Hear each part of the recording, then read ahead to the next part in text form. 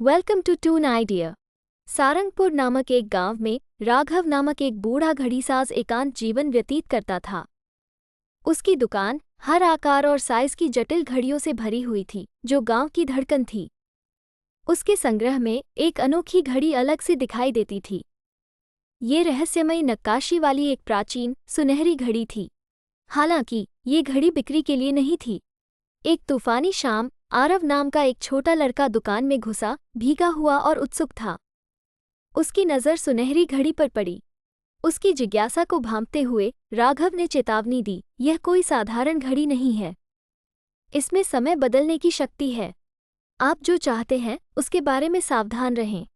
चेतावनी को नज़रअंदाज करते हुए आरव ने और जानने की विनती की। राघव ने बहुत हिचकिचाहट के बाद घड़ी का रहस्य बताया। हर घंटे यह एक इच्छा पूरी करती है, लेकिन इसकी कीमत चुकानी पड़ती है। एक बार घुमाए जाने के बाद आपको हर 60 मिनट में इसके परिणामों का सामना करना पड़ता है।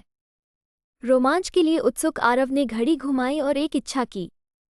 जैसे ही मिनट की सुई ने 12 बजाया, दुकान में चकाचौंध करने वाली रोशनी भर गई। जब रोशनी कम हुई तो आरव ने खुद को घने जंगल में पाया।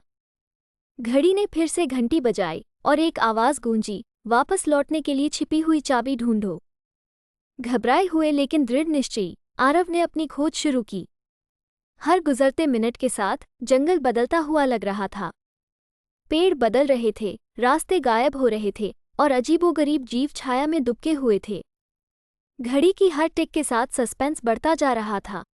जैसे ही वह समय के खिलाफ दौड़ा, वह एक गुफा में जा पहुंचा, जिसकी रक्षा एक भयंकर शेर कर रहा था। घड़ी ने अगला घंटा बजाया।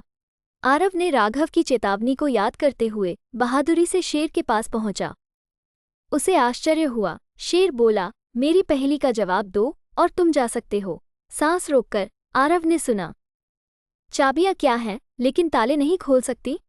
आरव ने जल्दी से जवाब दिया, एक पियानो। शेर एक तरफ हट गया, जिससे एक छिपा हुआ कक्ष दिखाई दिया। कक्ष के अंदर आरव को चाबी मिल गई, लेकिन जैसे ही उसने उसे पकड़ने की कोशिश की, घड़ी ने फिर से बजाई।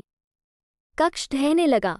चाबी पकड़कर वो भागा, लेकिन गिरते मलबे से बाल बाल बच गया। घड़ी की घंटियां तेज होने लगी और जंगल फीका पड़ने लगा। आरव ने खुद को राघव की दुकान में पाया। सुनहरी घड़ी धीरे धीरे चमक रही थी। सांस फूलने और राहत महसूस करते हुए आरव ने राघव को चाबी थमा दी। बूढ़ा घड़ी बनाने वाला मुस्कुराया, तुमने अपने डर का सामना किया है और अपना इनाम कमाया है। सुनहरी घड़ी अब स्थिर हो गई, इसकी शक्ति निष्क्रिय हो गई। आरव ने सीखा कि असली साहस अज्ञात का सामना करने और समझदार लोगों द्वारा दी गई चेतावनियों का सम्मान करने में निहित है। उस दिन से आरव ने हर पल को संजोया, समय के मूल्य और सलाह पर ध्यान देने के महत्व को समझा। सुनहरी घड़ी राघव की दुकान में बनी रही, जो साहसिक कार्य और सीखे गए सबक की याद दिलाती है।